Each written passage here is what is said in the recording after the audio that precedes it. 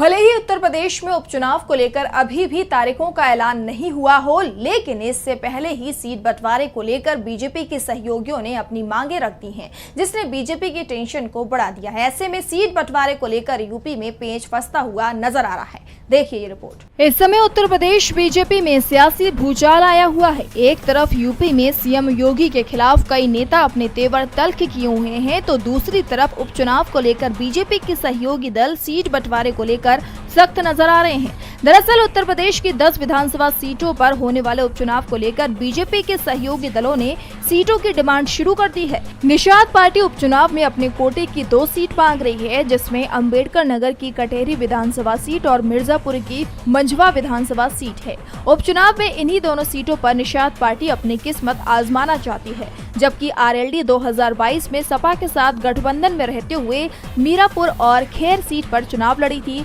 जिसमें मीरापुर सीट जीतने में वो कामयाब रही। अब आरएलडी इन्हीं दोनों सीटों पर उपचुनाव लड़ना चाहती है, जिसकी डिमांड शुरू कर दी गई है। हालांकि खैर सीट बीजेपी विधायक के इस्तीफे से खाली हुई है, जिसके चलते ये सीट अभी वो नहीं छोड़ना चाहती है। इसी के साथ अपना दल एस ने सीसामऊ विधानसभा सीट पर अपना दावा किया है, जिसके लिए केंद्रीय राज्य मंत्री और पार्टी के राष्ट्रीय अध्यक्ष अनुप्रिया पटेल को कानपुर संगठन के लोगों ने लिखित प्रस्ताव देकर सीसामऊ सीट पर उपचुनाव लड़ने की मांग रखी है। इसके बाद अनुप्रिया पटेल ने भी इस संबंध में बीजेपी नेतृत्व से बात करने का भरोसा दिया।